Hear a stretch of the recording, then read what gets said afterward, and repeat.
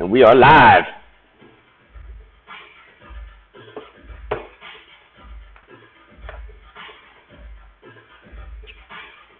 think I got the, yep. Make sure the vocals and all that are doing good.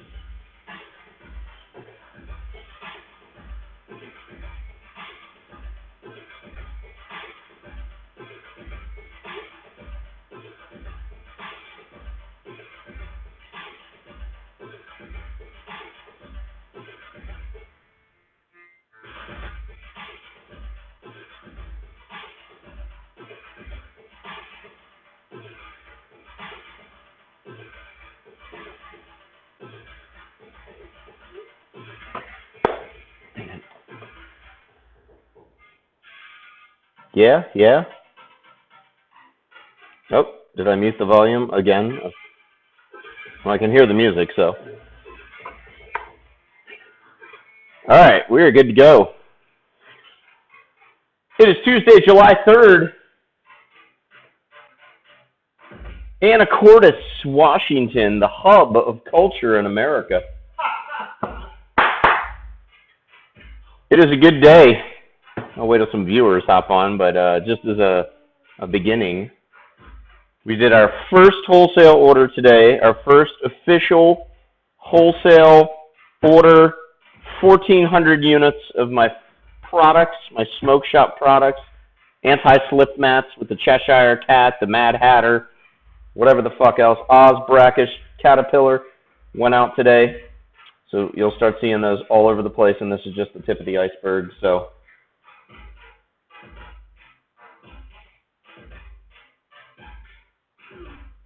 hang on.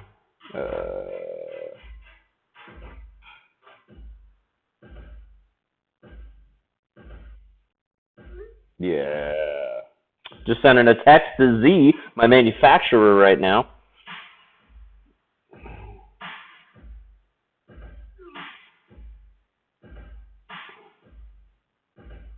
He just sent me some, here's a little prototype. This is a fiber mat. You can dab right off this. Pretty freaking cool. You know.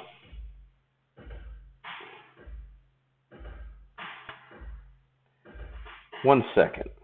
Let me take this.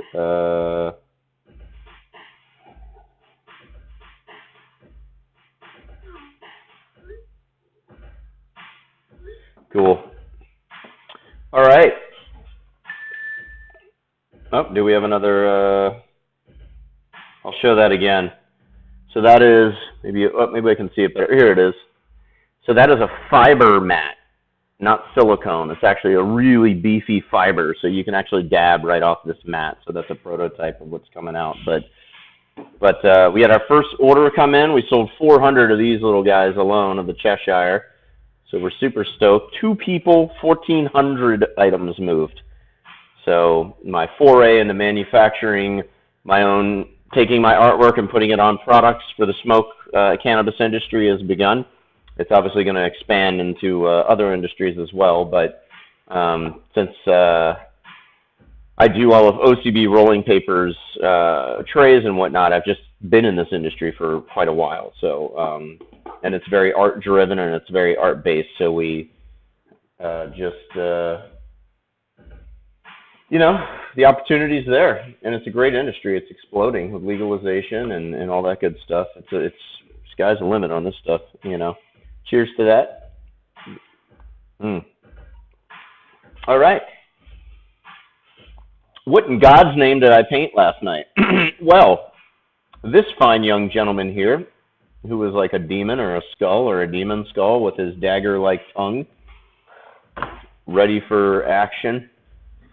This is a little piece I was working on for Bourbon and Beyond, which is a festival in September I've been talking about that's upcoming. It's the first major rock festival on my fall 2018 tour, which will take me across the U.S., Kentucky, California, all down the West Coast, all over to the Middle East-ish, not the Middle East, middle of the East Coast, but not quite on the coast.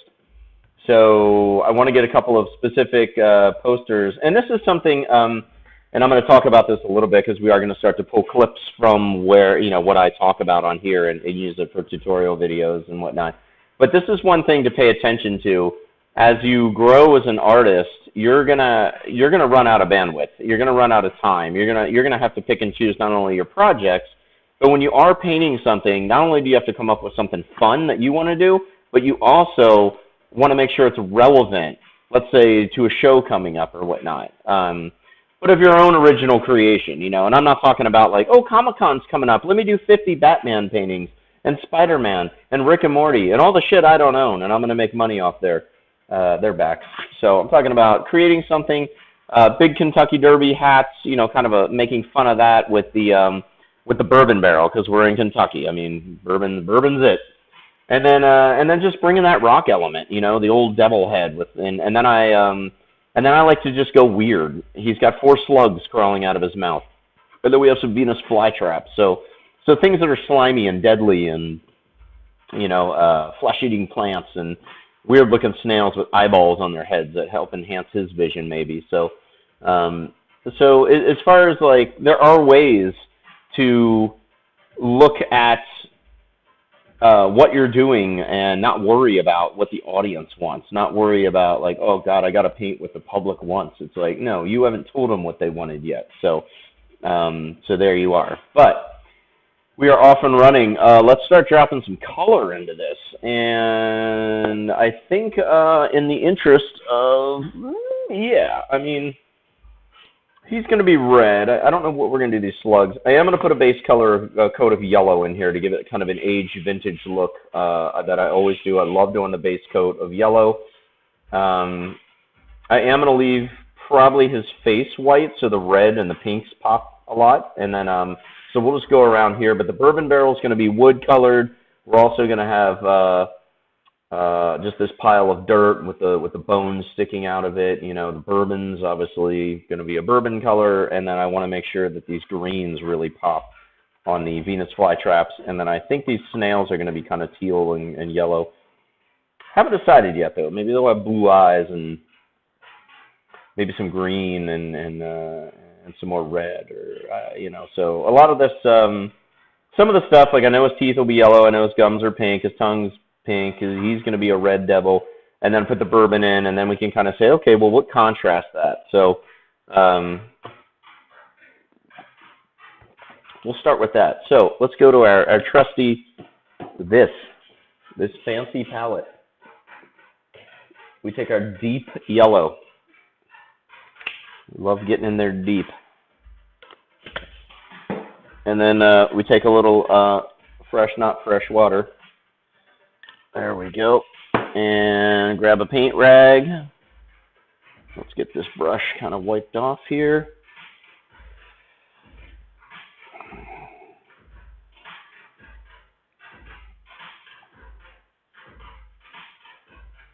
All right, and we are off and running.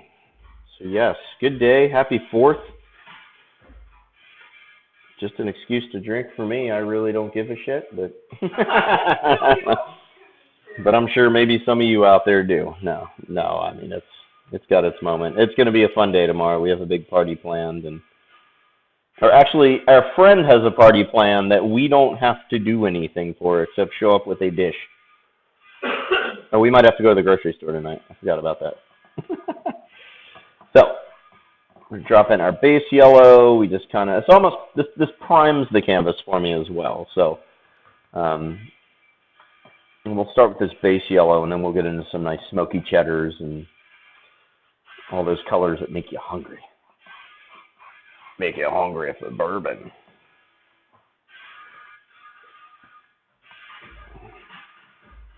There we go. All right. Sugar, as always, in the background, working on some tunes. Hooker Dreamcatcher. Hooker Dreamcatcher. The new Reich and Funk tune, legendary band. They're back after a 40-some-year hiatus. 40-year hiatus. Yeah. A couple of guys that are barely 40 years old. Yeah, that's what I'm saying. Whatever our ages are, that's their hiatus. There we go. We'll get some of that. We'll make sure it's all nice and fine. Oh, we did. Yeah, that's right. The Great Bunny Massacre, Rabbit Massacre. But I mean, we did a show before that too. We did? As the Reichenfunk? Yeah, dude. Wow. Oh wait. I don't even know what I do with the bands. That's right. That's right. That was the first. I thought you were saying this was a bunch of things, but no. With Jay Rocca and his lovely self. That was that night. I love when I become someone's enemy and I don't even say hi to him that night.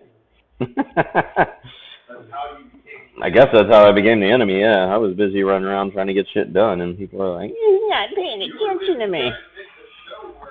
Yeah. That was a great one. We had like 720 people show up. There we go. We got a little bit of grit in the paint, too, from the water. I like that. It gives a little bit more texture as well. It's eraser shavings, basically, but it's kind of a little concoction to add a little flecks of destruction. Stone Age Chase, what?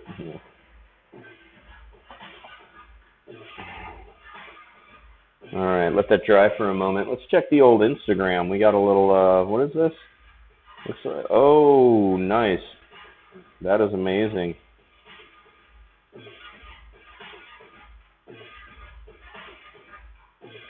Uh-huh. Awesome stuff. Whew. All right. Oh, that's a nice bright yellow. Yeah, that looks like 15 times brighter on camera than that actually is. I'm wondering why that looks so damn yellow. Jeez. I haven't changed my lighting at all. I'll let a little bit of this drip, and as it dries, we'll then go in and do the infamous color stripping, the color strip tease. There we go. Yeah, this is good stuff. How you doing, Gwenny? What do you want? Oh, hi. Good night. I'm online, so I love you, and I will see you in the morning. We got a party, huh? Woo! Tomorrow, the 4th.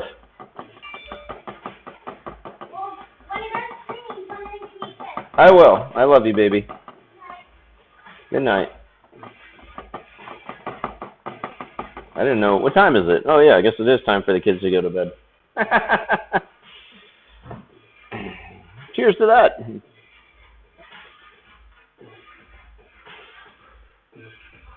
Yeah, let's move that light up a little bit so we can get a brighter. Okay. Excellent. Yes. So we just keep kind of going over and up and helping it dry a little bit and scoop that paint off, and there we go. And I like this base color too, because a lot of times if I do go in a funky direction with the color, it's a very neutral background, but if there's a little bit of yellow showing, it also ties in a whole new series of paintings together. So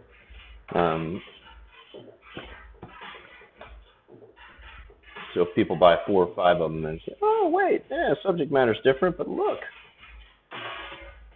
Let's go in and take a little yellow ochre. Yellow ochre. Why is that looking so weird? Did I hit a setting on my camera, or I don't know.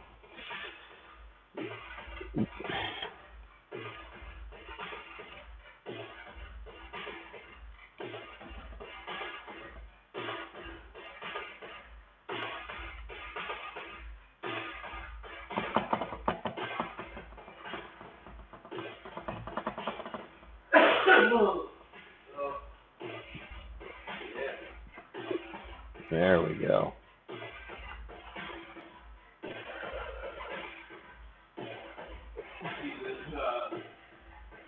Box of milk truffles. Oh, milk Truffles. What is that, 100 milligrams? 100 milligrams, but 10 doses. 10 doses. Milk truffles. This is definitely don't let your kids get this. They lose their mind. It's not just one dose of 10 milligrams. It's 10. It's crazy.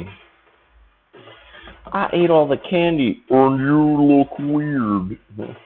These were way cheaper. The single doses, the 10 milligram ones, they're like $5. This is only $30. Oh yeah, oh yeah, buy in bulk. Shop smart, shop S-Mart. In this case, it's Anacor's Canada. Is that the one right down the road at the hill, the bottom of the hill? They take cards. Yeah, and they're going out of business, so I don't know. Are they even getting any business?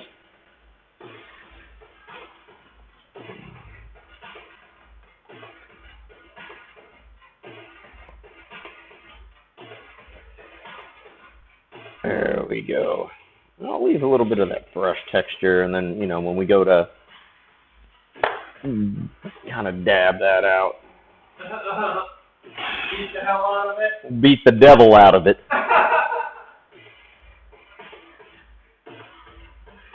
Oh, okay. Oh, yeah. That is some goldenrod. Super yellow, though. Wow. All right, so.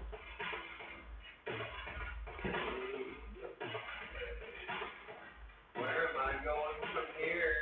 Oh, wherever the chocolate takes you. Wherever the chocolate takes you? The chocolate. Oh, chocolate? Yeah. Yeah. Let's hope it goes somewhere first.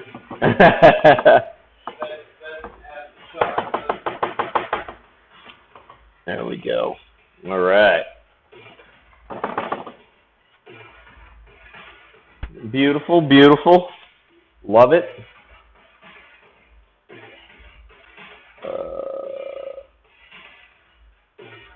Why did that show up? Okay.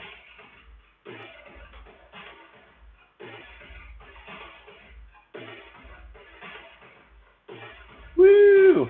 I knew Eric would like that. Honest brutality. Devil slug-headed devil man drinking bourbon. Or bourbon drinking himself to death. I think that's what we've decided to call it. So once I've extracted most of the moisture out of this painting and it's, you know, dried a little bit, we take that same brush and we're just going to kind of machine gun some water on this thing. I usually like to pick a corner and either go heavy on the paint or bleach it out. There we go. Looks like he's vomiting up his own innards because he's drinking himself. Okay, let's do this. All right. When you just tap it, and it pulls that paint right off. You just dab the devil out of it. I'm sure some stoner company is going to put that out. It's Barbara dabbing. He's dabbing the devil out of it.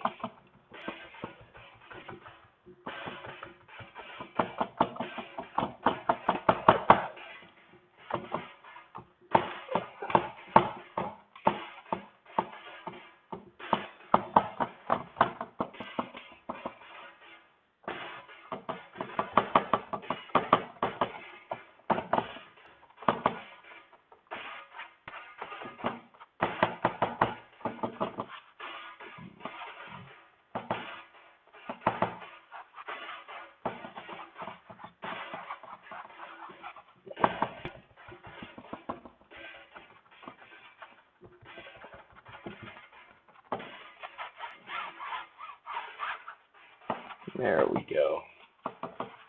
Nice, nice, nice. I got that, let's see here. The internet's doing well.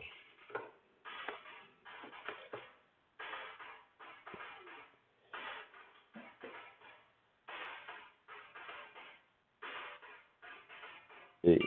What do we got?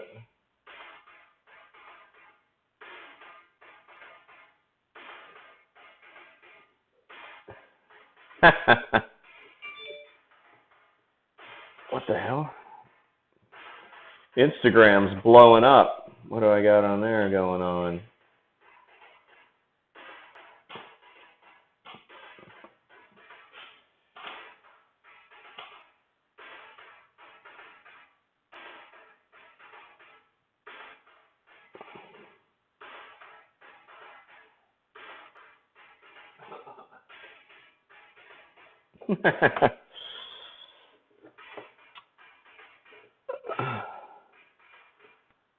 Nice. Boop boop boop boop boop boop. There we go. That is very golden painting. I need to figure out why my camera is.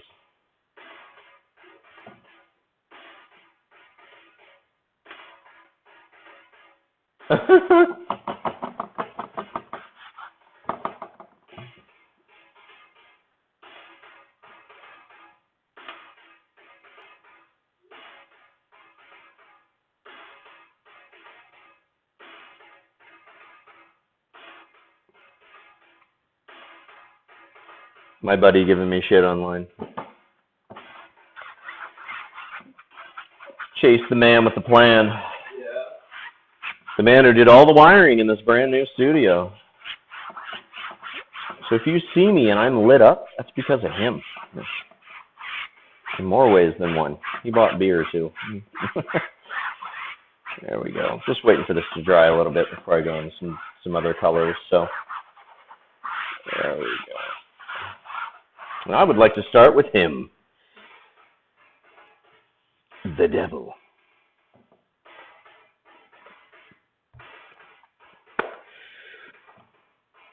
Where am I going to put my paint now? No. What we'll do, let's get rid of this water. There we go. Okay. So, I think we need the lunchbox of love. Where is that bastard? Here we go. Can't drink a PBR without having a PBR lunchbox. And this is where I keep all my paints. So we're going to go in and pull out a variety of reds and pinks. And do I have some titanium white over there? I do. And we will go with that. That's garbage. Okay. This red never did me well. I don't know why. But is it this red? Yeah, it's a little bit darker. You know, you try and get that devil red. Here, let's try and bring Chase online here.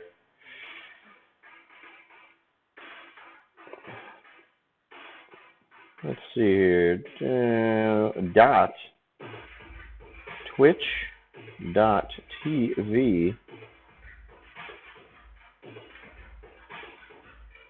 Boom. Demons and Bourbon. It's funny when I send the link, it has that at the bottom. You may have to sign up for an account there, Chase Boy. But I think you can push the buttons okay. Let's go into this nice magenta.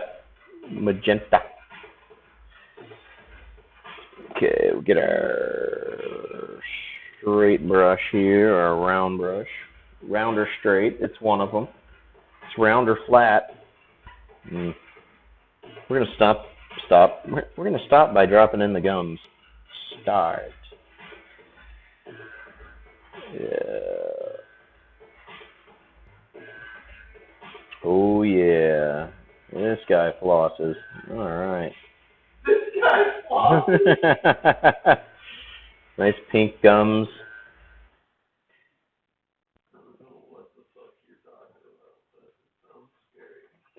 This guy fucks. Silicon Valley. Oh, I love that show.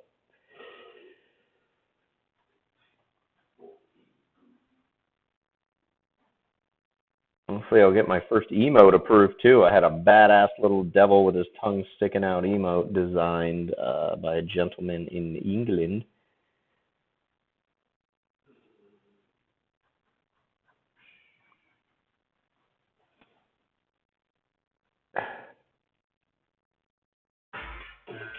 All right.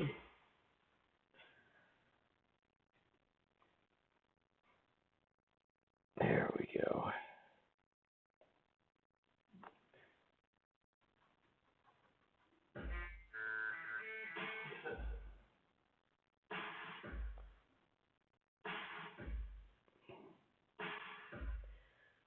All right. And the color begins. Cheers. All right. I think we might take that same magenta and kind of use it as a base coat for his skin. Let me get some of this deep violet and we'll do the shading.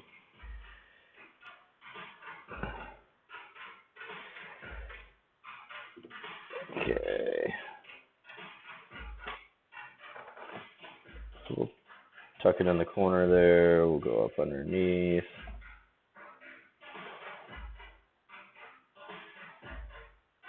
Give him just a little shadow from his lip.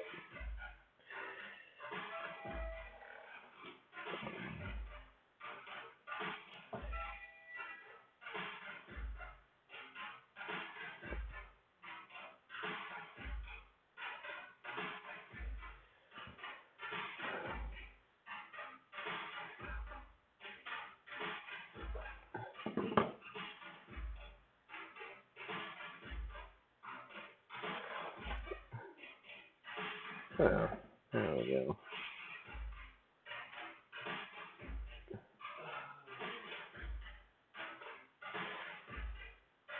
Darken it over here.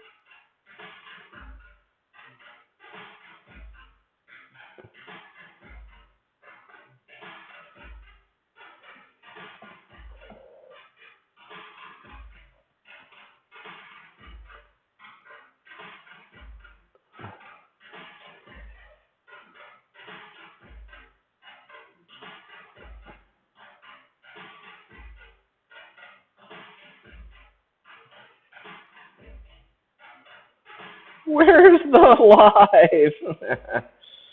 Let me check the link I sent you, Chase. Let's see here. Where's the what?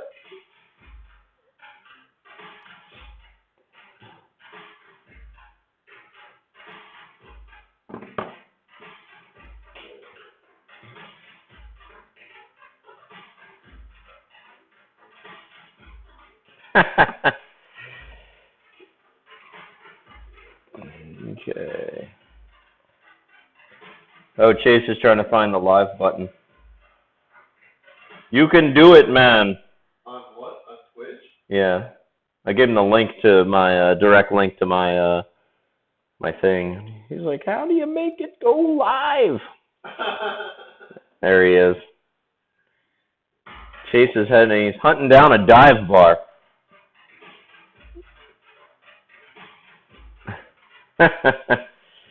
All right, so we got his gums in, and then let's pinky up his tongue. Let's see here. Get a little water on that.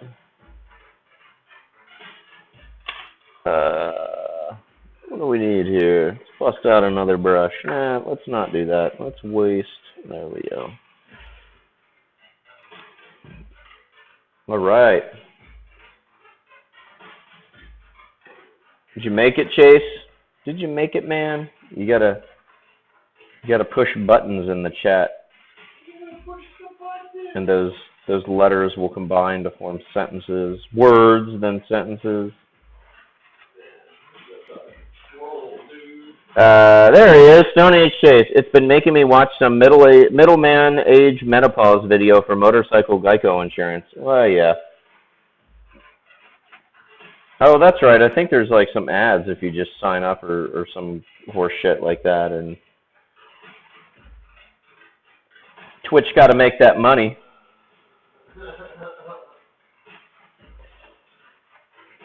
You found a dive bar yet? Happy 4th, dude. I know Chase is a patriot. He's got his American flag underwear on, heading to a dive bar. Got a pocket full of quarters so he can put Bruce Springsteen on the jukebox. Get this holiday started.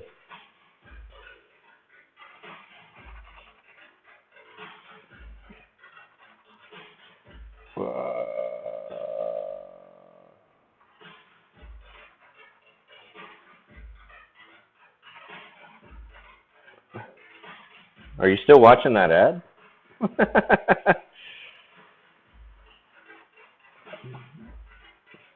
I don't know what the delay is on my chat either.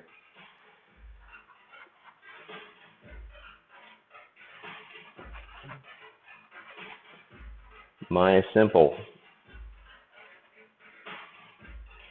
I don't understand that at all. My lambda.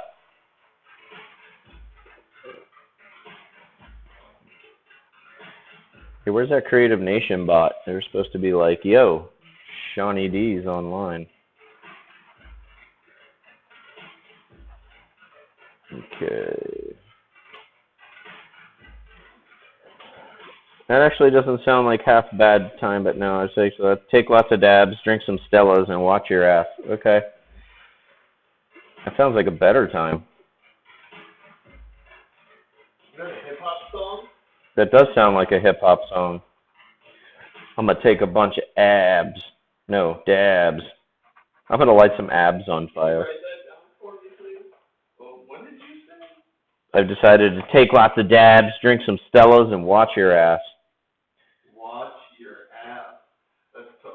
It does sound like a hip-hop lyric. It's totally That's like some fucking stripper pole type shit. From an old punk rocker with neck tattoos.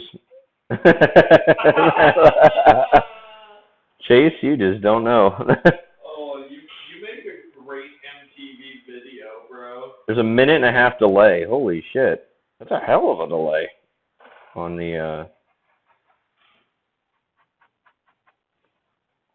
Yeah, but it's weird. I think it's a 1.5-minute delay before I get it. Shouldn't that be the opposite? I mean, not like I have to bleep people because I don't really give a shit if people curse. I've been known to from time to time. What's up, everyone? Thanks for joining.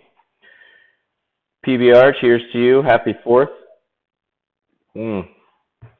Happy 4th beer.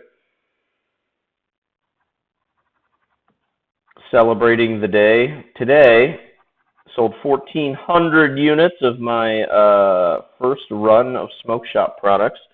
Chase, I don't know if you saw that, but Z got the first shipment in, and 2 people, just 2 orders, and we moved 1,400 units. He's almost sold out of the Cheshire, the first run that he got, so I'm like, you need to up the order. But my foray into manufacturing and distribution of my artwork is off and running.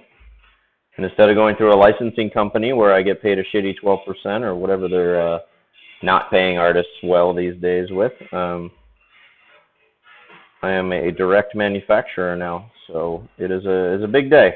It's a very big day for me. I'm definitely on that, you know, that's some next level artist stuff. Residual income. Every artist needs a t-shirt that they just wear.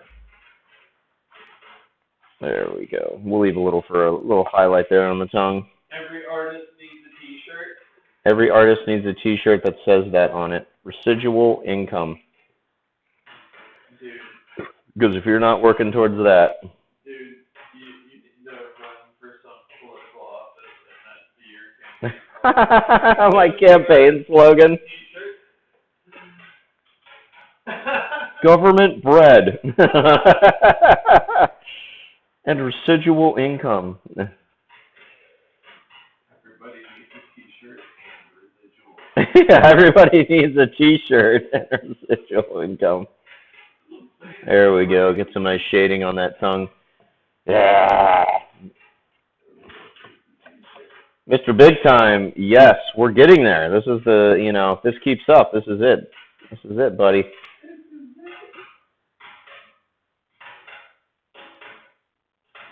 Next time I stream, there's just going to be another artist sitting here. I'm going to be like, yeah, paint that. Yeah, put a little highlight on that. Yeah. That tongue's not pink enough. Yeah. The Kincaid Gallery Collective presents a tribute to Andy Warhol. Paint my shit for me. There we go. All right. And this lovely piece for Bourbon and Beyond, the most awesome rock show coming up in September. Robert Plant, David Byrne, Sting, Lenny Kravitz, Sheryl Crow, Government Mule headlining, and then a bunch of 29 different bourbon companies. You can't go wrong with that. And then the very next weekend, same feature bourbon companies, Louder Than Life, a little more metal and rock. 9 Inch Nails is headlining. And I don't give a shit about anything else, and I don't know who the other 45 bands are, but if 9 Inch Nails is headlining, that's all I care about. That is my purpose for going to that show. So what I'm going to do right now, let's grab a little bit of this pink and use it as a base color for Mr. Happy Cheeks here. There we go. There we go. I thought you were at a bar, Chase. I thought you were, He is the bar. He is the bar. People just come in and sit on him and crack a beer. I saw that video with the little box, the little bento box for Genius Pipe. So we're just kind of scrubbing the color in, like, just dry brushing, kind of priming it, maybe a little darker here, a little lighter there, because, we kind of, I know where the highlights are going to be, so just gives me a nice base to go with. I've restocked the bar fully, and yes, Sean, I think you'd be very happy with it. Nice.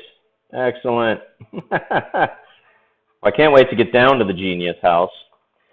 So Mr. Chase here works over at the Genius House, so the Genius Pipe, if you haven't seen this thing, it's pretty awesome, and they are this year's sponsor for my art tour, so shout out to them. GeniusPipe.com.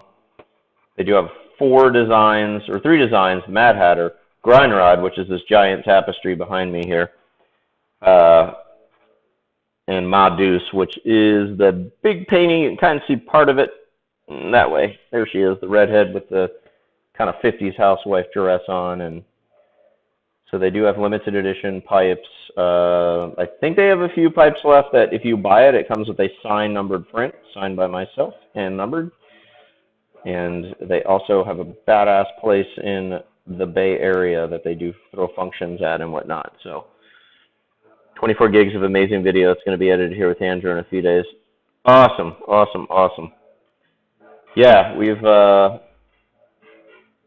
I think I've got 50 hours of streaming so far on lockdown, and this is only my 4th week streaming for those just joining. So at Sean Dietrich is my Instagram, and Sean Dietrich Artwork is, SeanDietrichArt.com is my website if you want to check out some of my finished paintings and then all the merchandise and reproductions that are available. Also got some cool blog posts and time lapses. I do time lapse. The gentleman sitting behind me writes all the music for my time lapses. And so a lot of what I've been painting here is just building up, and eventually we are going to get to the time lapses of all this stuff. So I like these Twitch streams. I think it's really cool because I do build up an immense library of art that I can then time lapse and put up on website, YouTube, whatever else is out there. What other crazy... I did the grind right on red Fucking amazing. More just a teal pink illustration. Yeah, it was cool. Yeah, you know what? I could imagine a grind rod with a slate gray back on the Genius pipe would look awesome. That sounds like a really good choice. All right, so we're going to go with a little bit of this red as another base color for some of the shadows, and then we're going to go with like straight, this is the devil you remember red. I'm going to rename some colors tonight too, because you know what? They're boring. And if you grew up watching Bob Ross, like titanium white, and he's awesome, but it's, you know, time to change. Time to change the color names. We're already using some Hooker Green. That's what inspired this song he's writing right now. Hooker Dream Catcher.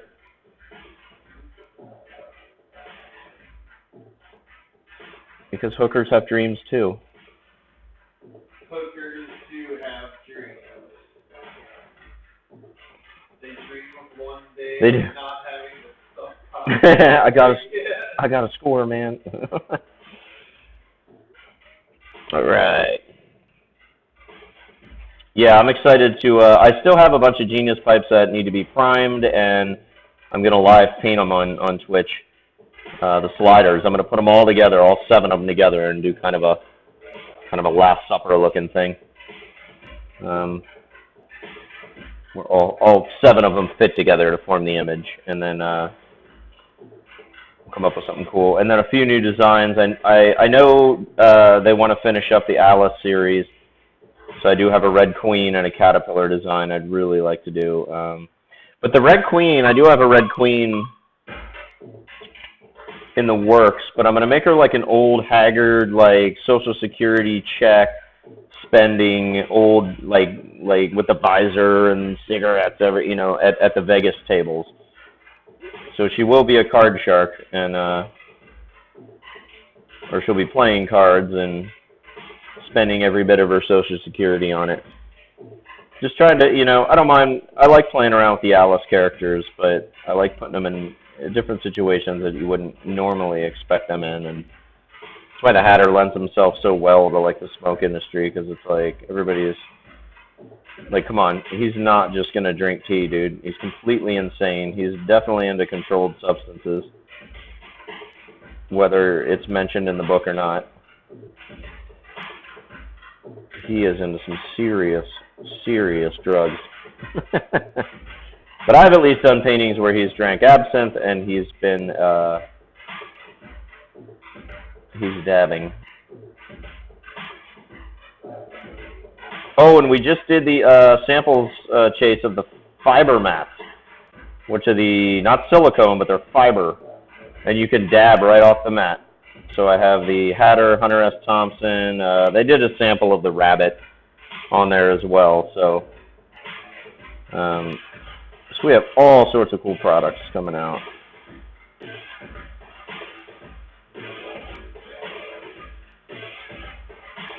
And it's just that next natural step in an artist's career is just trying to get that licensing money, and you can go through a licensing company and they handle all the work, but I like business. I have a passion for it. I like negotiating my own deals and finding a way to work directly with the manufacturer, so I get 40 to 50% cut as opposed to a 12% commission. Is if you can find a way to do that, you're in uncharted territory for most artists. But just finding out, the whole process too, just being a part of the whole process and knowing how stuff works is definitely not a bad thing. Let's get a little shadow down here.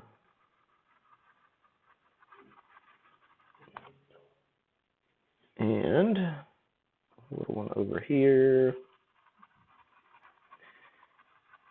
Yeah, and aside from just doing these standard paintings on canvas for you guys, I do, eventually, I have a 25-foot motorhome that needs repainting. If you go to my Instagram and scroll down, you'll be able to see, actually, if you go to SeanDietrichArt.com, there's a blog post where the main photo is a picture of my motorhome that I tour in.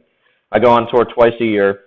And I live paint and sell art at a bunch of the big rock shows: Rock on the Range, Carolina Rebellion, Welcome to Rockville, Bourbon and Beyond, Louder Than Life, and Aftershock. And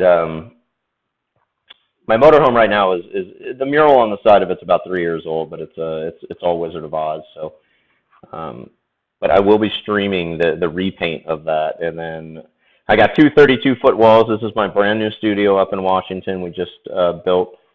This is just one section of 3. There's going to be a guest room, potential music studio there, and then there'll be a gallery area and a bar area in the middle. But this is the work area.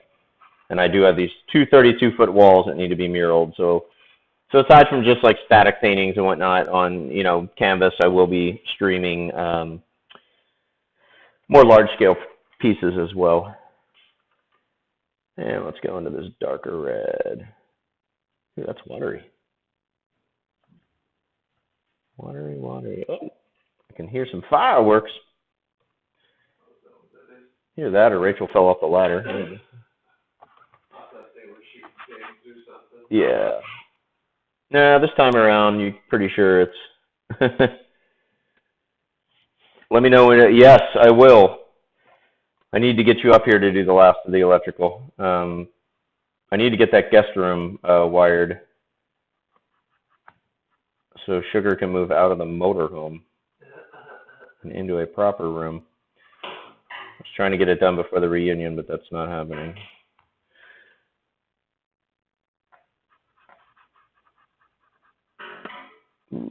So let's go into this heavier red. Heavy red.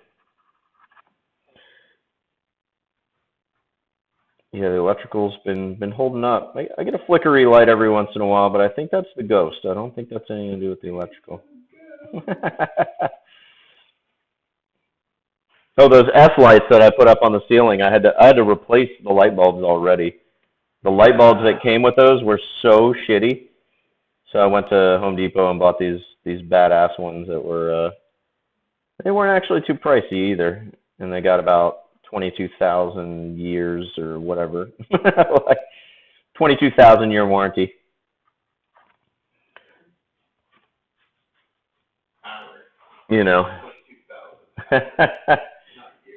Yeah, that's right. Chase did occupy the motorhome. I forgot how many people have lived in my motorhome.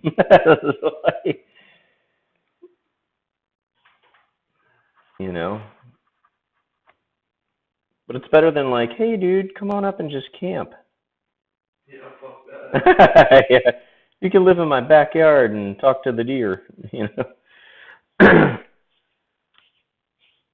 Gimp, or Tug Gimp. Thank you for the follow. I appreciate it. Thanks for popping in and checking stuff out. Oh, nice. Creeping through the Instagram. Awesome. Yeah, I know I've got the slideshow running, but if you do want to hop on the Instagram and you'll be able to see a little bit more. Not only of the finished products, but I do post a lot of the action, shots on tour, live painting, some other weird stuff we're working on. But yeah, thanks, man. Trippy is where we're, where I'm trying to go. It's the neighborhood I like to hang out in. Trippyville.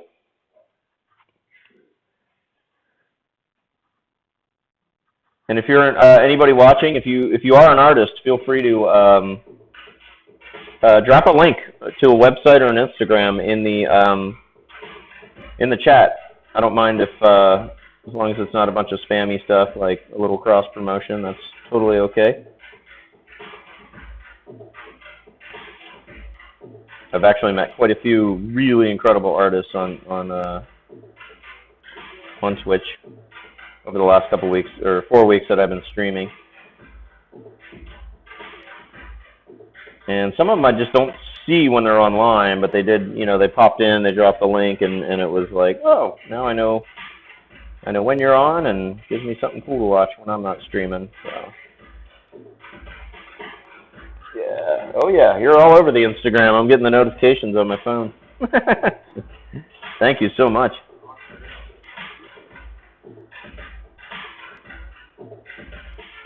I got my first emote coming out, too. I basically took this guy and I had a guy in England like translate him into like kind of a more cartoony version, but you know. Chase. Now that I see your face and hear your voice, I realize I miss you more than I realize. LOL. You too, bud. I know. I'm not going to be at champs either. I feel like I got castrated. You know, like I look forward to these champs trips, and when we have to get the bellhop to take 5 pounds of weed up to the hotel room through the service elevator and hiding it in blankets. So relatively new to this Twitch community too, but holy cow, it's amazing. Very supportive and positive community. I've been blown away with all the cool art. Exactly. You know, Alex Pardee was actually I follow his Instagram, and I've known him through for a few years through San Diego Comic-Con, and you know, we see each other and hey, how are you? But I saw that he was doing a Twitch stream, and I'm like, what is this Twitch? So I started hopping on and watching him, and then when he logged off, I kind of just was hopping all over the place looking at people's art, and I'm like, wow. And then I kind of, you know, did that for a few months, and I'm like, I have to get on this. Like this is true social media right here. This isn't like, you know, posting cat pictures and here's what I had for dessert. It's like I can go on, I can actually interact with other artists, we can talk business, we can talk art, show off stuff in real time. And it's like, you know, I'm here. It's not like like an algorithm from Facebook or Instagram is like dictating whether I'm going to see your shit or not. You know, if I want to come see your art and you're streaming, I just log on. I don't have to remember, you know, like, hey, you know, there was that artist and Facebook's not showing me his shit. So, yeah, Pardee stuff is awesome, you know. Yeah, we can allow that message. Chase, your message got I'm gonna need some therapy. What do you mean more messages below? Oh, there we go. Yeah.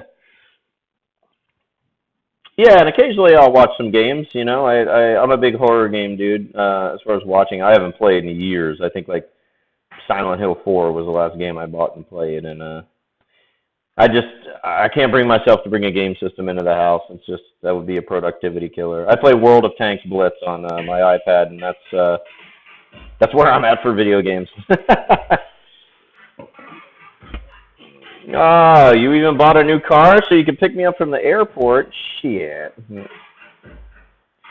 Yeah, I know. I got the family reunion that week, and OCB wants me to be at the booth, and it's just a whole mess. It was like, I didn't realize Champs was that week, and not like I would have had them change the reunion. The reunion is that weekend, but we have people coming all week, and then my aunt decided to come out, and when my family decides to do something and actually fly out to see me, that's like, holy crap. It's like the second coming of Jesus. I mean, it's big. So I was like, all right, I can't do this thing, and I know. Now I got to wait till Denver, and yeah, no trips to Michael's to get the canvas, and then stop into Panda Express and eat a bunch of crap I'm not supposed to.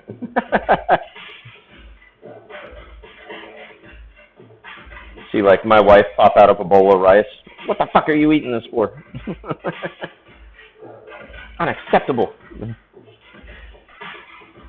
Yeah, I don't know if the GIMP. I don't know if Pardee streams anymore. I know it used to be Wednesday nights, but I haven't really seen anything online. I know he's gearing up for Comic-Con. I saw some of his posts for some cool figures he's got coming out. You know, I guess he's kind of all over the place, though. You know, I know he works on a lot of merch projects, and I know he's been trying to get a lot of like film, maybe. I don't know if he's trying to do a movie or whatnot, but I know he's released a couple of shorts. But yeah, I love his work, and super cool dude too. There we go. We're starting to get him more like double red. His camera is just going wild with the pinks though, and you know. Yeah, you know how it is though. People get all hyped on the streaming thing, and then like they'll do it for a while and then be like, oh, I can't do this. Or I've had one person watch me in 3 weeks. It's like, well, how often did you get out there and promote it? And I mean, I've had a slow build. I just started like actually promoting that I'm on Twitch. I kind of wanted to get a couple weeks under my belt and work out the kinks a little bit and whatnot. So gluten and frozen layers of ice cream. Exactly. Got to eat that gluten. I'm gluten deficient. Gluten. It's when I used to make my own homemade seitan. That's like all that is gluten, pretty much. It's like nutritional yeast. I forgot what the other second ingredient was, and then you just boil it. Alright.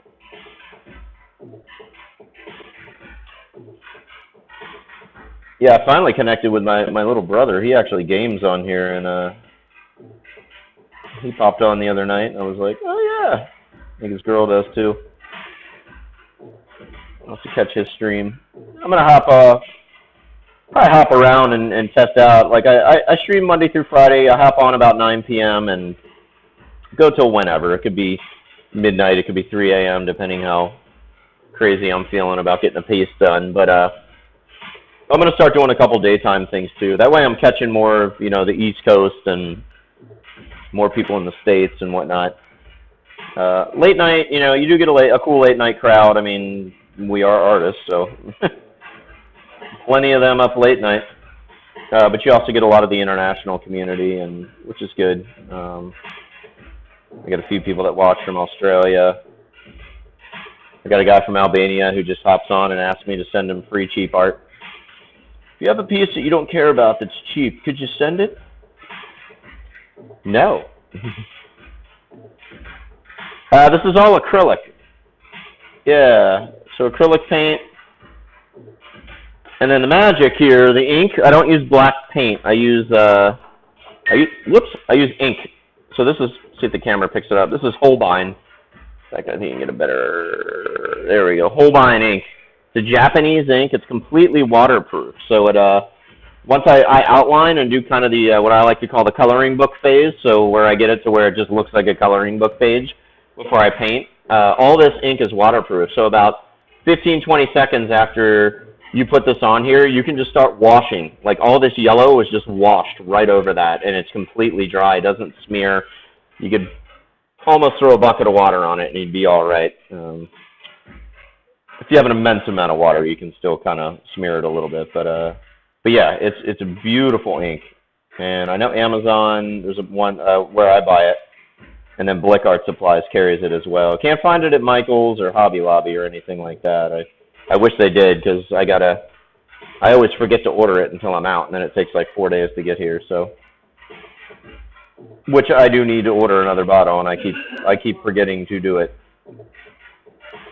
because I mention it on stream every night, and then I forget.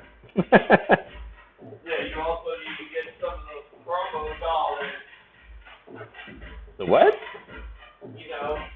Stop talking about it so much. Yeah, I need to hit them up for a sponsor. Be like, look, I pimp your ink. How about just sending me enough so I don't have to forget about buying it, because I don't have to buy it. So, and with acrylics, yeah, it's just a matter of building up layer upon layer upon layer. So I go in with the, the base coat that'll kind of play with all the colors that I put on top of it, and then I'll start dropping in all the heavier shadows and whatnot. So, and I'll leave that eye to the end, because that annoys the shit out of people when I do that. The last time I did that with the Hunter S. Thompson painting I did, that's hanging out behind me. Put the eye in! I'm like, yeah, maybe.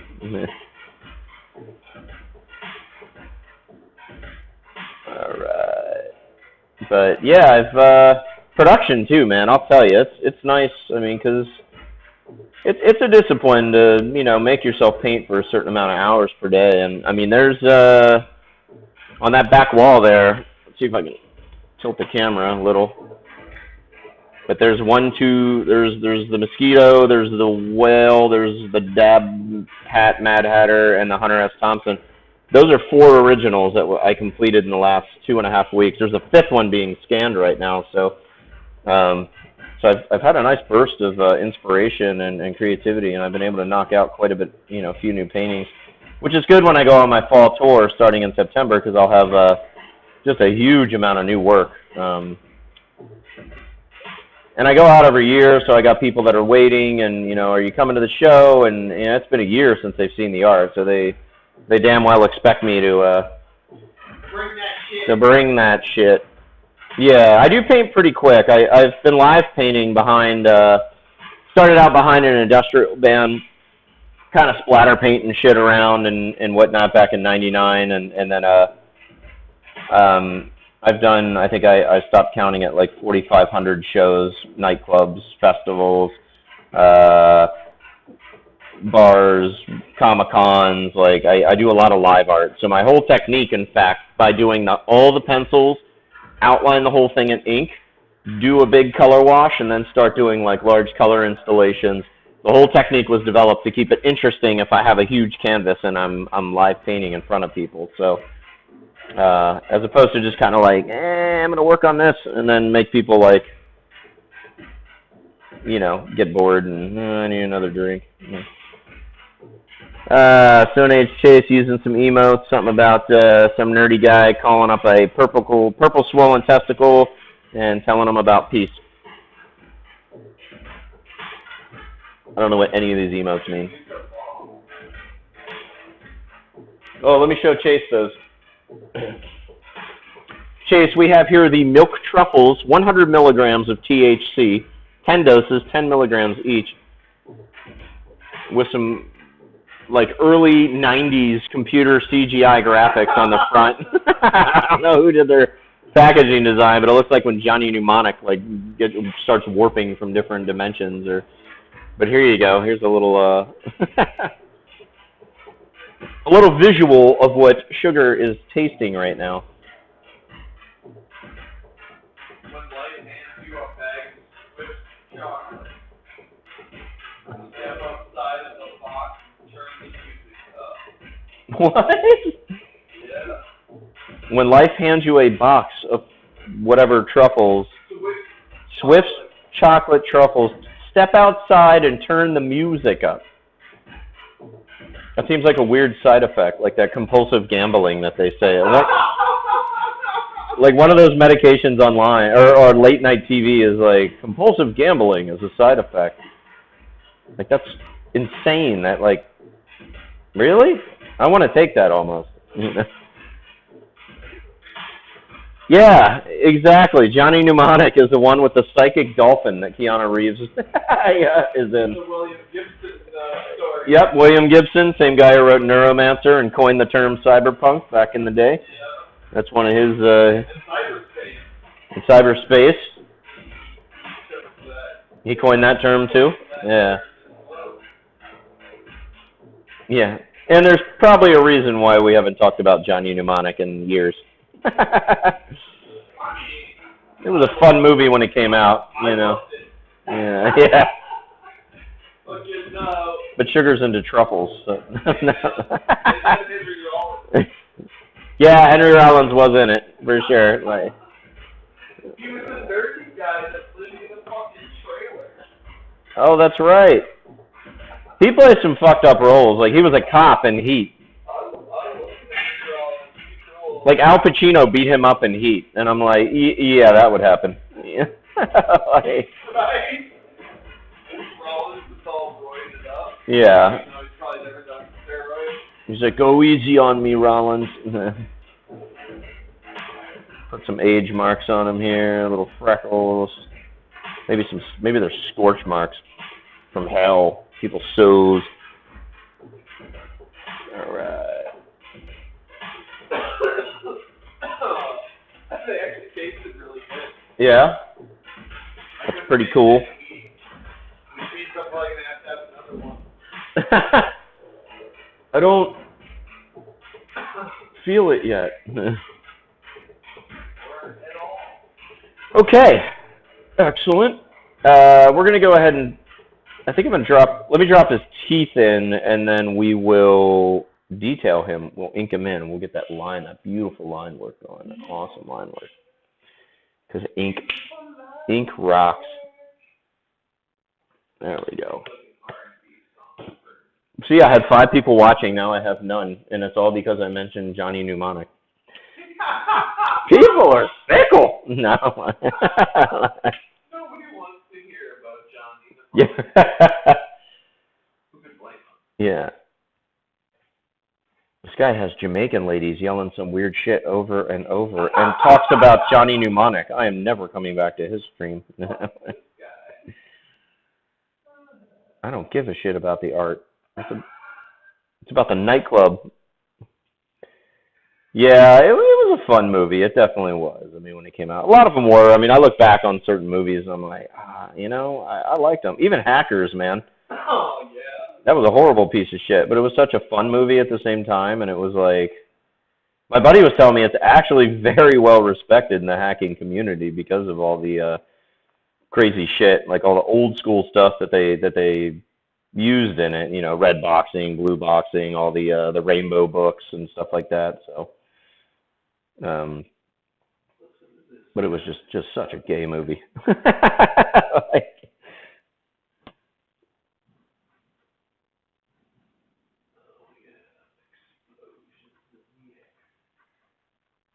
when you hack into a computer, it looks like a full CGI movie. Like you're soaring through 3D representations of files that are all neon colored, and there's electricity pulsing like blood. Like all the hackers saw that and they're like, "Whoa, I'm in the wrong system." Yeah, exactly. The GIMP says the faster you type, the better your hacking skills. That's amazing. See how fast that guy types? Yeah, like hacker. Well, what's funny is nowadays they show the keyboard a lot more, and you're like, that guy didn't hit anything. He did that thing where you're just going, QWERTY and or ASDFGH, like just drumming your fingers on the keyboard. It's like, but yeah, faster you type, the better hacker you are. You type 120 words a minute? Are you a hacker? What? Are you a hacker? No. I'm a court reporter. Right. I'm a stenographer. That's it. Bam. I knew I'd get that eventually. That sound, man, that's so front 242. I love it. Which one? That now. That's like early 242. Well, the bits I use to make that is emulating some early fucking bitch shit. Oh yeah. It's like their intro song. Where they come out in their combat boots and Eastern Bloc military wear and sunglasses. Yeah, that was my favorite line in Hackers, or one of them, when he's looking at the computer and he's like, "It's got a killer refresh rate." Like, that's insane. They got some gems in that movie for sure.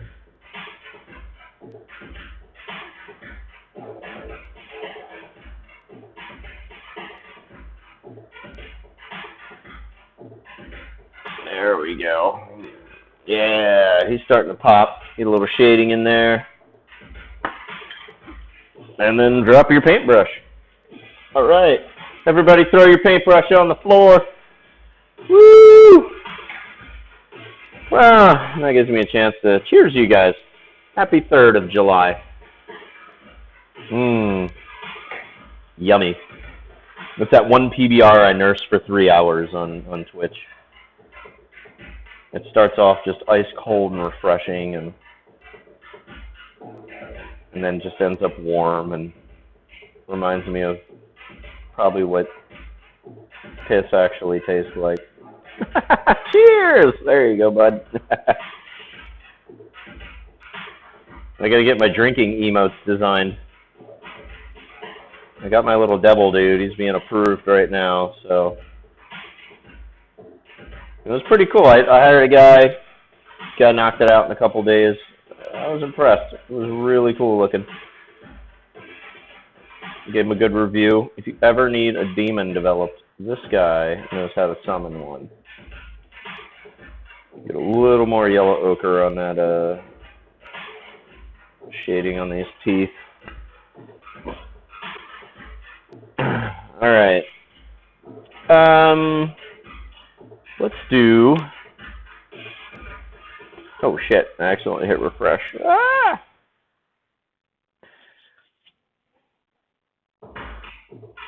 There we go. Okay. Let's bust into some ink. So we'll go grab the Holbein ink, and then I use a number 0 brush. So everything I do is brush work as well. I don't use any no Copic markers, none of that stuff. So it's all brush, all traditional. I started out in comic books and never really changed my technique up. So okay. And then basically with this ink, we're gonna re-outline everything, and then we're gonna really pull out all the little noodling and whatnot, and kind of see it on that Hunter S. Thompson piece that's about to pop up on the slideshow. Let's see if we can zoom a little bit in. Look into my devilish eye. Okay, here we go.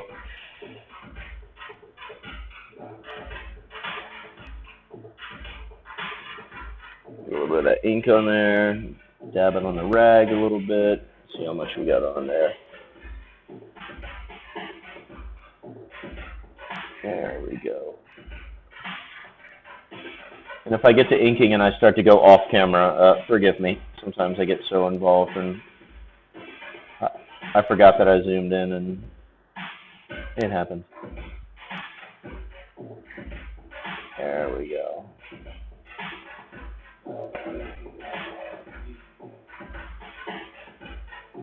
And the idea is to have just enough ink on the brush to where I can get these nice thin crisp lines. And the reason I use ink is it gets into the tooth of the canvas really well. Oh, I had some wet paint there. Let's get a little more ink on there. And I really like that. I can get, I can use canvas, but I can get a super crisp line. So the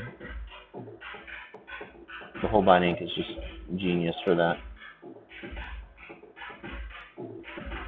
Like a genius pipe. There we go.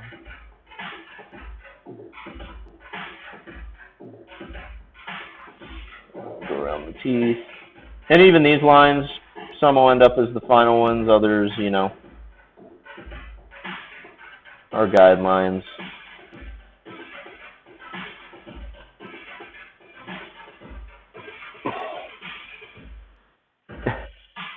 Sorry, I got nothing but to gush. This is so fucking cool. Dude, thank you so much. Yeah, I really appreciate it, Sometimes I don't know what, is this idea too fucked up or weird, or is anybody going to like a devil head with slugs coming out of his mouth? I think I'd take a chance on that one. You just never know. This isn't going to go like on the walls of like a child's dentist's office or anything, but, But I like to keep it weird and fresh. And it's funny how that developed because, no, it's not for a comic. It's just a piece I'm doing for Bourbon and Beyond. So it's basically a bourbon barrel is drinking himself. So he's drinking himself to death, and little pun. And it's a rock show, so I just tried to create some macho imagery with some devil and bones coming out and whatnot. So, you know, and then I really got into like doing these creatures when I was working. I do OCB rolling papers. I do all their tray work, so all their rolling trays and poster work. And I got into doing a lot of like ferns and actually paying attention to like the backgrounds, like adding a lot of like foliage and whatnot, because I like the patterns it brings to the painting itself, and it adds a lot of texture and it really keeps your eye going. So so at first I was thinking of having these like ferns maybe come out from behind his head, and then I was like, you know what, like, what about snails? I love drawing snails, and then I'll put some eyeballs on each head, so it's like he has these additional, like, these snails can look everywhere, and he's got this like range of vision that's pretty wild. So that's kind of how that all came about. A lot of times, honestly, it's just weird shit banging around in my head, and it collides. It's like an atom smasher. It hits, something happens. But I always try and combine weirder elements or stuff that normally or not cliche, you know. I'm sure somebody's drawn a snail and a devil before. I mean, probably a pretty good chance.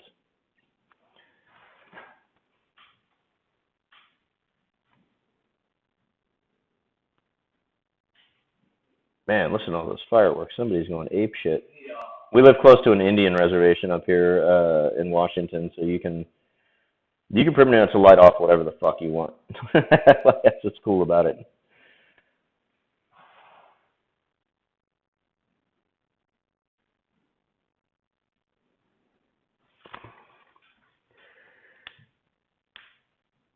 Zero skill but big dreams. You're on the way, dude. You know, especially if you're a traditionalist, if you're just a painter or whatnot. There is no, I mean, yeah, you got to have a vision, you got to have the eye or whatnot, but you know, as long as you pay attention to the what you're painting, your subject matter can make up for that a lot, you know, while you're starting out. But it's seriously 99% of it's just practice. I didn't go to art school. I didn't want the debt, number one, but what the hell were they going to teach me? You know? Oh, well, we know people. Nah, I want to know people. I don't want you to know people for me, because then you're going to want a commission. So I learned business, and I learned sales, and those jobs were creative to me. I was a mortgage broker for 4 or 5 years, and that was, you know, every deal was different, every person was different. To me, that was creative, but it allowed me to, like, you know, figure out working numbers and. But yeah, as far as the actual painting, I was like, well, if I keep practicing, I'm going to get better. So why the hell would I go to art school? And anybody I've seen come out of the Art Institute, man, I've had so many friends go in, and they just, if you're not careful, they will beat the creativity out of you. I mean, they have a very specific program, I think, to kind of mold people into these like Pixar, George Lucas machines. So if you're going for animation, though, stuff where the software is expensive or whatnot, go for it, because that stuff, I mean, unless you have access to that some way, somehow, definitely a way. Art schools, I definitely recommend it. But I knew going out, I mean, when I got kicked out of the house when I was 18, I started traveling. I moved to New Orleans for 3 years. I knew just like all the weird people I would meet down there. Lived homeless for a month with the gutter punks, and they're pretty legendary down there. So I just took all that and wrote down all the ideas and remembered the ideas, and I said, now that's where great art's going to come from. Being able to translate that kind of weird life into a painting. People will buy that. People will remember that. It'll be, you know, it'll have a story. I like having stories behind all my art as well. There's a lot of dumb art out there. There's probably 5 or 10 people streaming it right now on Twitch. But, you know, I respect anybody who creates. I think it's necessary. I think having a creative element in your life is absolutely necessary to be a a well-rounded individual and to see things, in that way. Because no mathematician, no scientist, nobody who ever figured anything out was a creativeless soul. Whether they knew it or not, they had it in them.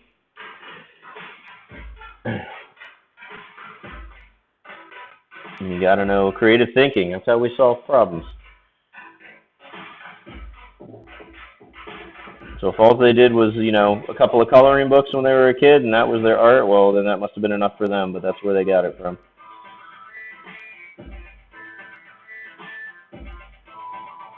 Like I said, anybody who creates, I give them props, but, the minute you put a price tag on it, you better fucking bring it.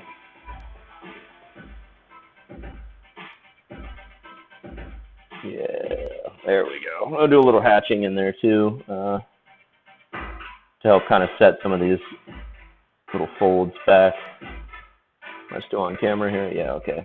Making sure I didn't draw off the camera sight. There we go. I like this guy. Might have a beer with him.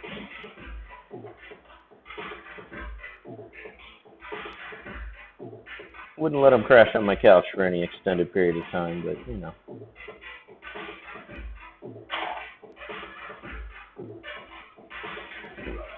There we go.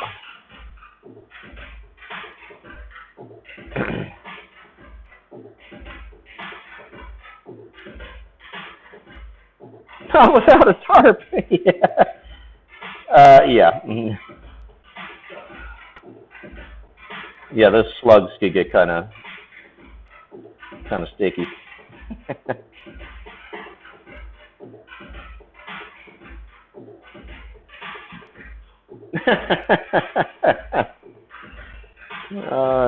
He's a good old chap.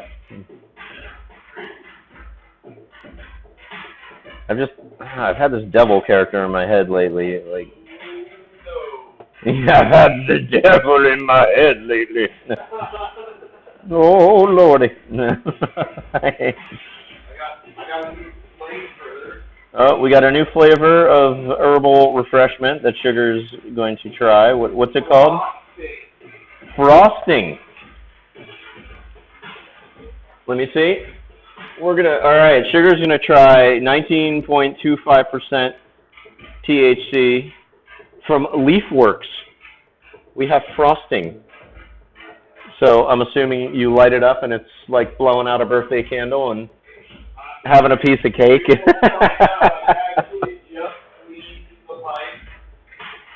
Oh, we have a clean pipe for some clean flavor. And let's go in here and darken these lines up. Set them back a little more. Like that. Hit the rag real quick, and then there we go. Oh, you did hear someone say clean pipe. The Gimp's got me one of those. Woo! Oh, that smells great. It smells like frosting. That smells, yes. Suddenly I want a Sara Lee cake. Makes you want a little Debbie. I want a little Debbie.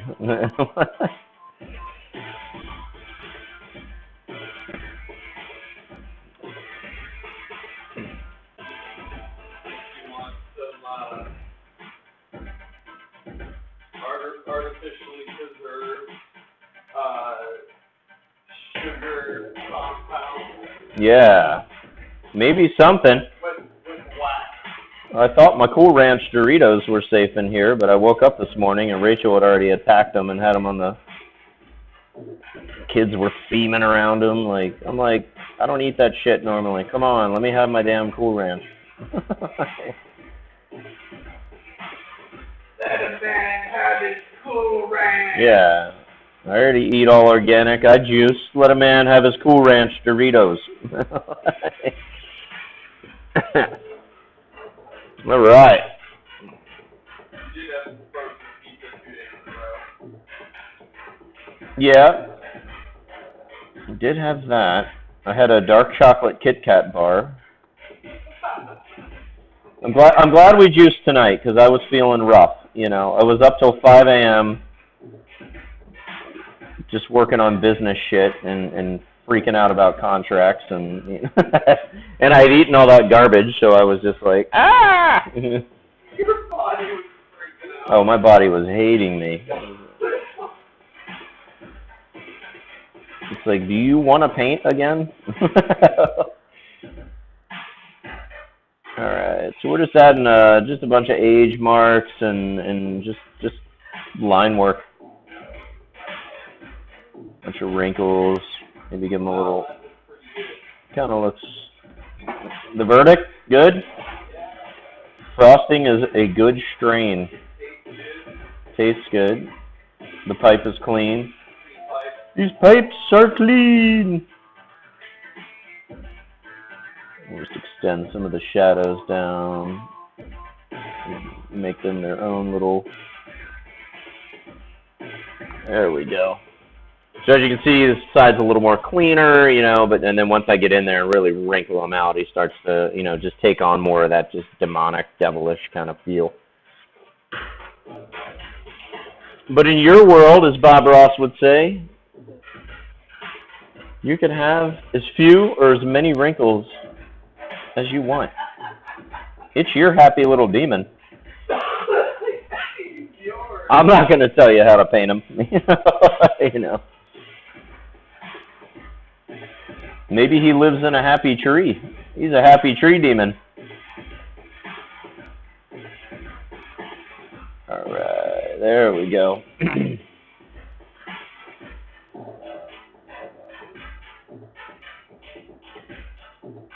And if sugar's taking a hit, I think I'm gonna have a beer and a cheers. Cheers to 1,400 units selling today of my first smoke shop products: dab mats, anti-slip mats, dab rags. We have it all: hat pins, tapestries. That giant tapestry behind me, we're releasing those. But today was the very first day that they released on a wide scale, and we had our first 2 buyers come in and order 1,400 units. So a trend that I hope continues. Yes, I have dab mats. Hey, do we have a sample? I can show the GIMP here. One of the silicone mats.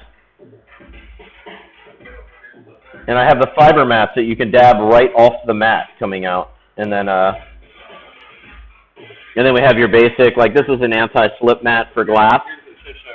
And here's the same one in silicone.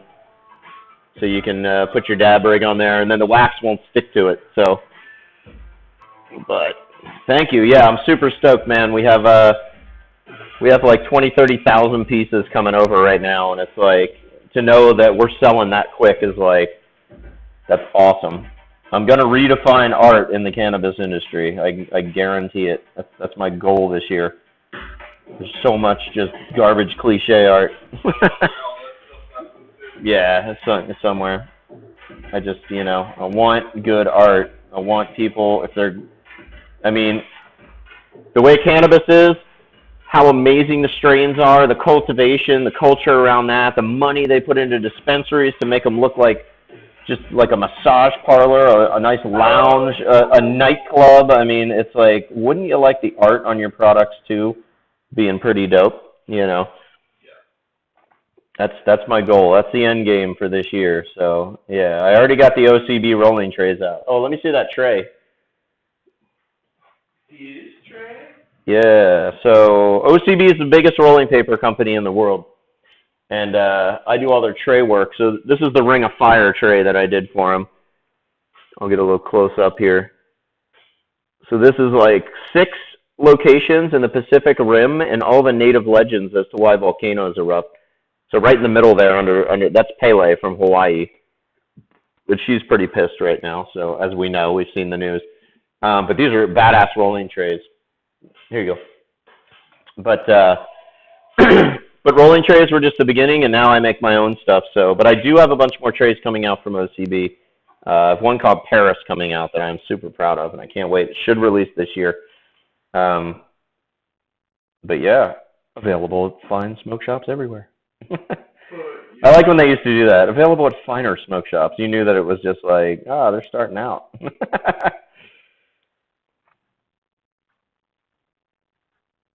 But yeah, I wanna elevate it. I wanna see it go from, bad art, and I mean it's going, so many good strains of weed out there, so much time and love and care going into the growing process. It's like, you know, ask your local smoke shop, man. They should be able to get them. They should be able to get them in. They know OCB. If you know Raw, OCB is even bigger than them. They're competitors, but they're also OCB's been around since like 1918. But if they carry like Raw, they'll have OCB. And just ask them about the trays. Yeah, that orange one in particular is completely sold out. But from time to time, I do giveaways, and in fact, one of my first giveaways that I will do on there I go again. I was painting off camera. Sorry about that. I think one of my first giveaways is I may give a couple of those trays away. I got to figure it out. It might not be next week, but I'll figure something out for maybe the week after. Now that I'm an affiliate, we'll do a little sub contest. And I think he needs a little spiral on the tip of his nose. There we go. Look deep into my nostrils. You're in Arizona? Cool. Yeah, I know they get out that way, and I mean they're everywhere. I think they have an AZ rep. I'm not sure. But they're a subsidiary of a really big multi-billion-dollar company. So OCB's, been building the brand up in the U.S. for a couple of years. They've been massive in Europe forever. Definitely Europe is their bread and butter. Yeah. I've done some shows in Arizona.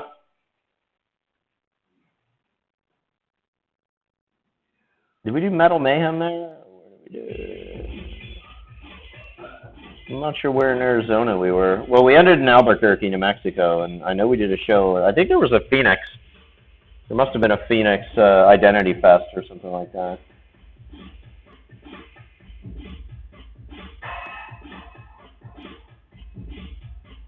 And I'm going to bring some of these.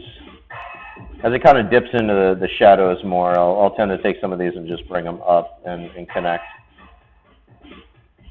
And it kind of gives it that more rounded feel. And in fact, you pick a line like that and you make it really nice and deep and cut in, and it really kind of that, and then that kind of comes out even more so. So different ways to play around with the shadows. You see this little bug that just flew on my canvas right here. You want to be a part of this, dude? Oh, I got a big moth.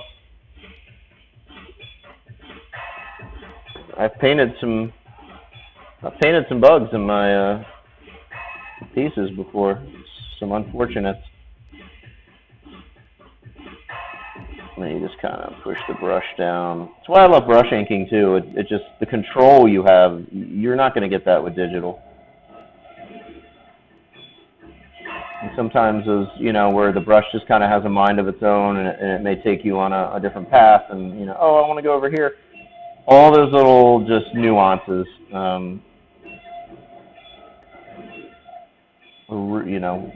really cool aspects of using a brush to ink with.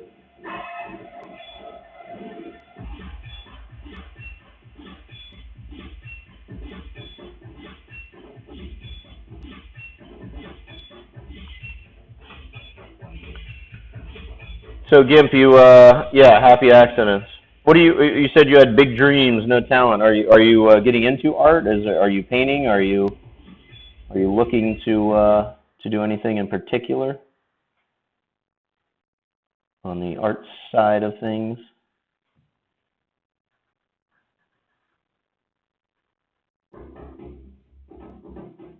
There we go. I don't like this dude.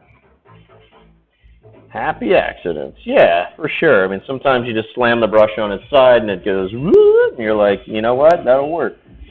Especially when you're dealing with organic things like skin and whatnot. I mean,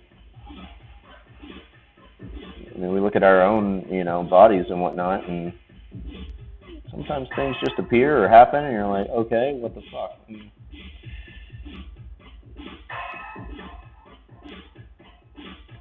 There we go. Get that hatching in there. We really want to set this eye back, so I'm gonna darken this line up around here. Help give him those, maybe even those like sunken German eyes.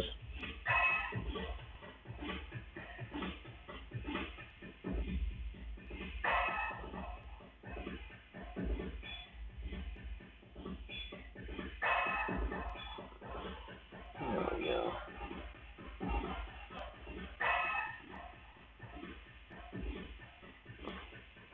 So I guess back in my psychedelic days, I would paint abstract stuff, but nothing really coherent. Now that my partying days are behind me, I want to actually create something identifiable. This is all kind of new, though, because I didn't really get the drive till I started watching these Twitch creators, but solidify under mass for sure. That's awesome. Yeah, and it doesn't matter. Look at this bug in here. Look at this. Look at this dude. He's like eating the paint. Look at this moth right here. He like came in for a little, maybe, hey, I need a bath or something. But well, now he's the hell out of here. I guess he's fine now.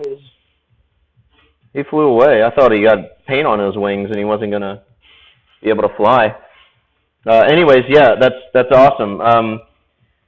Yeah, I've known some artists too that have been late starters, in the sense that they haven't been doing this since they were a kid, or it's just something they finally had the time to do, or whatnot. So, and yeah, you'll find a lot of inspiration on Twitch and other things. I have a girl that watches that turned me on to this Discord channel called Creation Nation. And it's basically kind of a community where you can promote your art and your stream, and they have a bot that'll like throw out, hey, Sean's online and you should go check it out. So there's a lot of resources too that go along with, to help promote your stream and whatnot. But just getting it, just buying that paint, man, and throwing it around. Getting to know it again.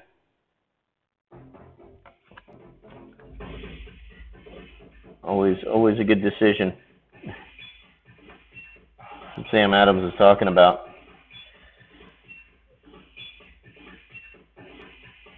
Beer? I was talking about getting into art.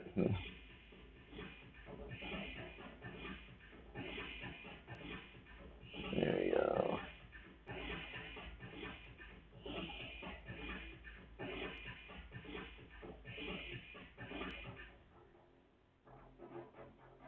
There you go. So you kind of see all these little teeny hash lines, and really get that guy. So let's go down and work on his tongue.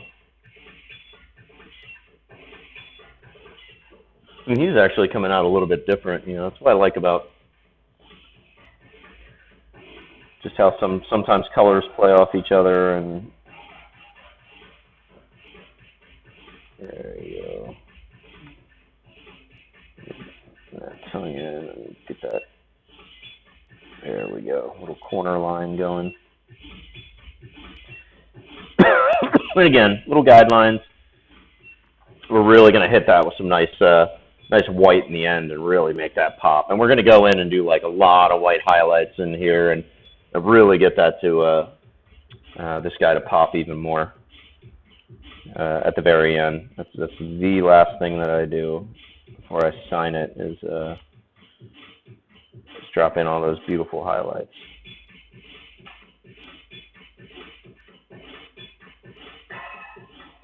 There we go.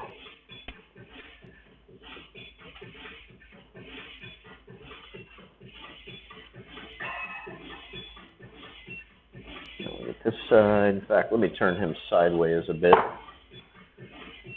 Now I can just take a drive down the side of his tongue. There we go.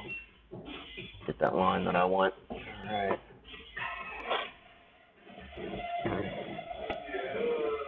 Yoo-hoo!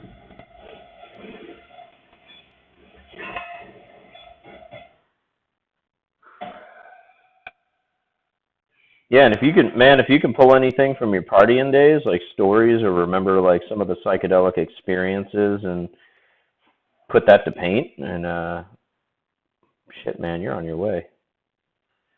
Yeah, Drugs.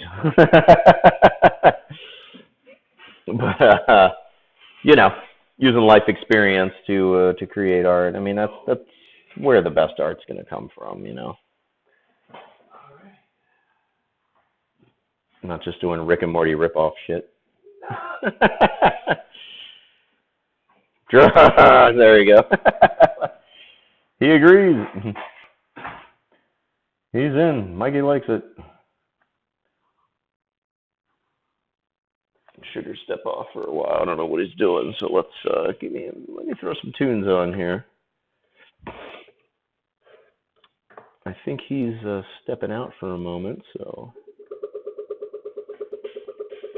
this is going to sound like an alien landing for about a minute, but I swear the beat's going to kick in.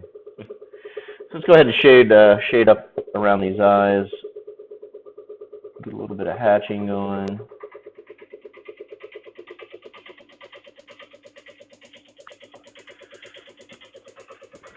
Is it Honey Senpai? Thanks for the follow. Really appreciate that. Sorry if I just slaughtered your name. I try. I mean, I don't try to slaughter people's names, but yeah, thanks for popping in, and thanks for the follow, and hope you're enjoying. Doing a little devil character here for a rock concert I have coming up in September. I tour around the U.S. and do a bunch of live art at different festivals and whatnot. So, Proper Artist, thanks for the follow. Awesome. Got a cool little crowd in here tonight. Let me know if the music's too loud for you guys. I can adjust the volume. Get like perfect volume. I can't hear you. Ramble.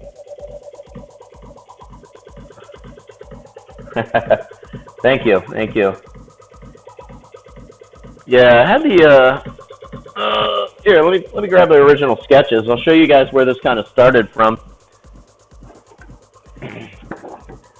So usually when I render a painting or start a painting, this was actually for oh, let me zoom out so you can actually see this. Yeah. So this is the painting we're working on right now. So you got this little devil guy. He's got his tongue out. He's got these slugs that are coming out from his head, and they each have a little eyeball that helps him see. And then you have kind of some flesh-eating little Venus flytraps here that go up into like his. It's almost like a Kentucky Derby hat, like the crazy Derby hat that with a boneyard, so all this dirt and detritus, and then you have these bones, and then you have this. You have this little bourbon barrel up here that's literally drinking himself to death. So he's drinking himself. He's got his metal horns up. Medium of choice: acrylic paint and Holbein black ink. This is a Japanese ink, and it's amazing. Sergio Aragonés from Mad Magazine and Guru uses it. It's completely opaque, and it also is a waterproof ink. So I can do color washes like this. All this yellow was just washed right over the initial inks. So I'll pencil it, and then I'll do what I call the coloring book phase, where I just outline everything, erase all the pencil, and then I drop in a base color and start to strip out some of the coloring, kind of give it that antiquated look. I'm all about like grit and stuff that like really keeps your eye moving, like a lot of textures and whatnot. So, but yeah, I used to use Higgins Black Magic ink, which was pretty readily available to find. I don't know if they switched up the formula or whatnot, but they ended up like one day I did the same technique. I went and did the washes, completely fucked the whole painting up, just smeared all over the place. I'm like, okay, I guess that's not working anymore. So I was at Comic-Con in San Diego. This is actually going to be my first year in 18 years I don't have a booth at San Diego Comic-Con. But the rep walks around and he's like, "Hey, I see you're using the, Higgins," and I'm like, "Yeah, that's what I use." He's like, "Have you tried Holbein?" I'm like, I've never heard of you." And he's like, "We do all the gouache paint that Disney uses for their animation cells back when they used to hand paint and whatnot." And I was like, "Oh, yeah, I'd be willing to give it a try." And I used it that first year, and every year after, when I saw that guy come around, I'm like, "Empty the bag, dude. I want all the samples." Because it's $15 an ounce, well worth it. But I'm like, yeah, no other artist needs it. Just give it all to me. But that's the original sketch, though. So I'll do a render, depending what it is. So Bourbon and Beyond is the festival that's the weekend before. What the heck? Oh, I think I hit a hotkey. Whoops. And Bourbon Beyond's a little bit more of a conservative rock show. So you're looking at like Robert Plant from Led Zeppelin, Sting, Lenny Kravitz. So I went with more of like a girl in a Kentucky Derby hat and whatnot for an official poster. And then for Louder Than Life, it's like Nine Inch Nails and all these other bands are headlining, are a little more metal and whatnot. So I took the same kind of concept and used the devil head. He originally had a little spider hanging off, but I kind of like the Venus flytrap. So it'll start out as something like this. And because I didn't want to do the painting with the logo at the top, in case we don't use this as a official piece, I still want to be able to have this available for sale and as one of my featured pieces at the booth. So so I went ahead and just moved him up and took the logo out and made him a little bit bigger, added the slugs and whatnot. So yeah, huge difference between the pencil and whatnot. So, thank you, honey. Yeah, I've always been creative, and it's just one of them things where I wake up in the morning and I'm like, oh, this shit still happens. Okay. But I've been pro for about 13 years now, as far as living off the art. A little bit about my background. I started out in comic books. I self-published when I was 15 in high school, and I used to have my friends would walk down just holding the book up above their head in high school. People would be like, "What's that?" And they're like, "Dietrich's new comic, $2." Okay. And we ended up selling like 400 copies, and then from there, I got my first professional comic gig in San Diego at online, and then I met my publisher at San Diego Comic-Con and did 4 or 5 indie comics with him. And then I got picked up by Sony PlayStation, and I worked on Twisted Metal. I worked on a Twisted Metal game that never got released, and I was really irritated because my job was to come up with Sweet Tooth the Clown's backstory as to why he's a psychotic artist. Freudian slip there. Why he's a psychotic killer. And so it was a really cool project. We watched a bunch of Chris Cunningham, Aphex Twin videos, and they were just like, don't worry about the rating system, just get as fucked up as you want, and then we'll tone it down. So it was a really, really awesome project. And then once my first comic came out, I started doing live painting at nightclubs in San Diego and LA in order to promote my book. I knew a lot of DJs, so I'd just be like, hey, can I set up, But yeah, Twisted Metal games were amazing. They were cool. I liked working on it. It was a fun, such a fun game. Sad that they, however it happens, like that Guillermo del Toro Silent Hill that was supposed to come out. It's like some corporate dickweed got into an argument with someone else, and then it just didn't happen. And it's like the creatives are just kind of stuck in the middle, like, great.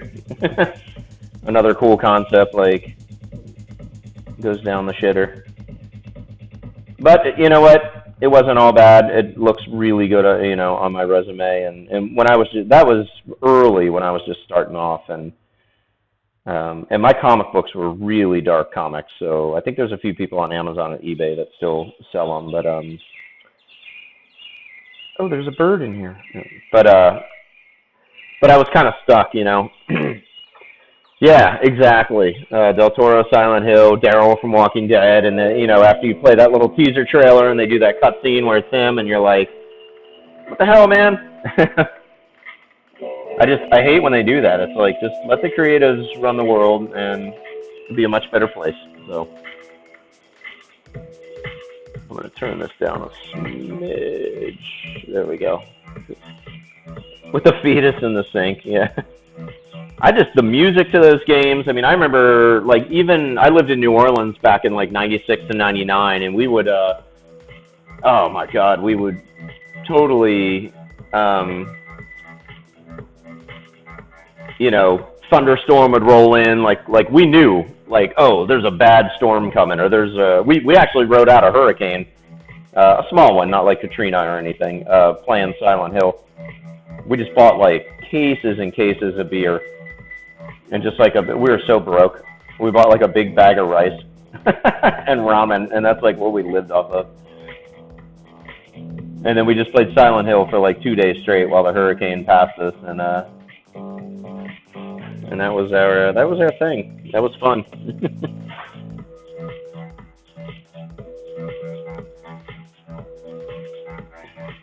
So do a little bit of detail work. When I go in and do the highlights, I'll put a, you know, we'll do some of the dots here, but I'll put some of his taste buds. We'll like do a little bit of shading with them. Because the devil has a very refined palate. The devil. The devil's palate. There we go. That'll be my art nightclub. The devil's palate.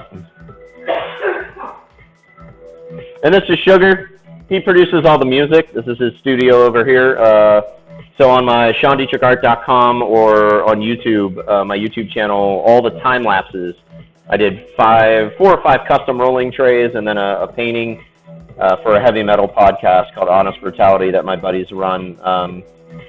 He produced all the music for him. So everything you hear is custom.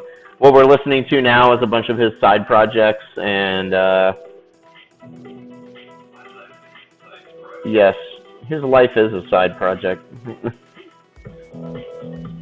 All right, let's. I think we're gonna. I don't know why I feel like making this straw. Maybe it looks like a sombrero, but let me drop in some yellow ochre there. Let's go pop back into some color here. There you go, metal as fuck. Cheers to you guys. Grab an ice cold PBR. Or something better if you have an ounce of class in your body. I don't, so I drink that schwill. And we will jump into some deep yellow, some yellow ochre in there. In fact, let's just go more yellow right now. And so we'll base this with some yellow. And again, you can see the ink, you can go right over it. It doesn't smear. Even with some of the heavier colors, if they do kind of touch, you know, some of the edges of like the Venus flytraps or whatnot, it's all right. I'm going to go back over all this ink in the end. It's all a process of like, you know, making it look nice and then turning it into a complete mess again and then making it look nice and repeating the process, you know, 15, 20 times till we have a painting. And whether there's an easier way to do this or whatnot, this is the style I came up with, and it works for me. But I think, yeah, I like I don't know, I just feel like his hat needs to be yellow. The bourbon barrel is going to be, you know, golds and browns, and then we'll do, maybe we'll switch it up. We'll do dark brown down there, but I think maybe I'll bring in some oranges, maybe give it like a rust. Yeah? Alright, Sugar's going to make music. You're up and running. Alright, let me kill this tune. You can turn it up too.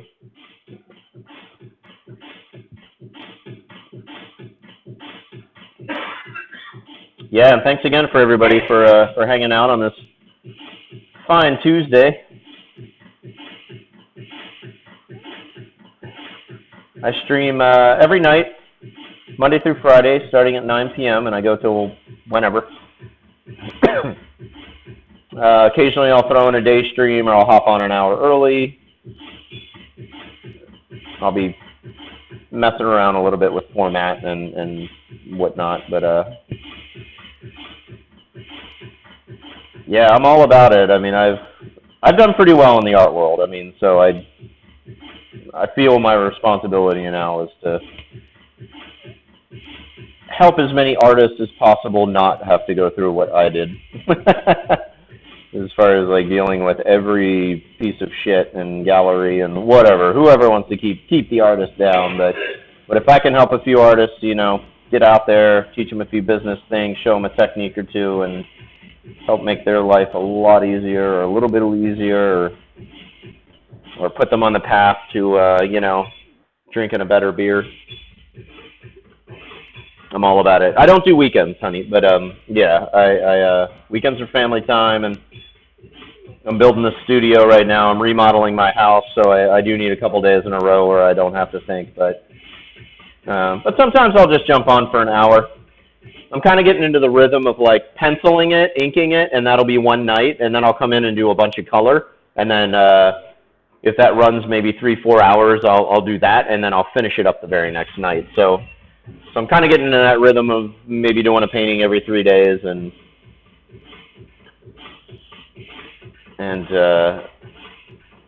because I got a lot of shit to work on, and I have a lot of bigger paintings. I haven't. I got to come up with a system and a way to stream. Like the 3 paintings I just worked on that were all World War II vehicles that were turned into animals, like the Higgins whale.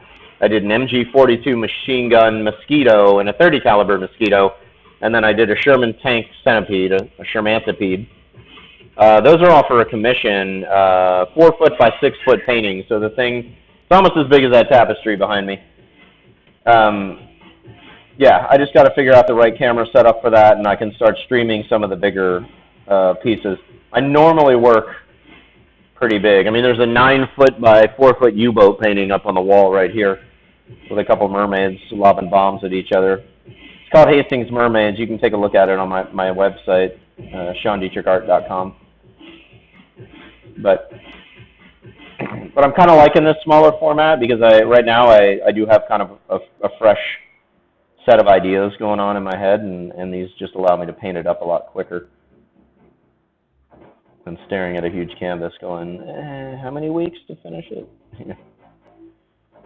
But I do have a couple of big commissions that are, I mean, that's just the size they bought. So one of them is 4x6, and it commemorates, you know, my buddy's grandfather storming the beaches of Normandy back in World War II. He fought with the 115th through Normandy and St. Lo and a lot of the really harsh battles at the beginning. So we're putting together this wildly surrealistic painting commemorating that, and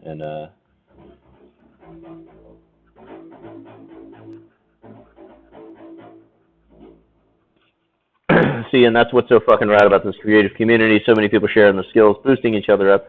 Such a refreshing side of the internet to find, such cool art. Geez. Yeah, you know, I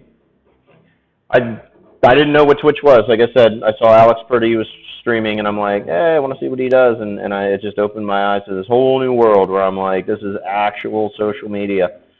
I say it over and over, but I'm like, this is actual interaction. You ask me a question, I can answer it, you know. It's not based off a Facebook algorithm or like, you know, an ad or, you know, gets pushed before a piece of art on those other sites like that. So, and to be able to do stuff like that and to offer advice.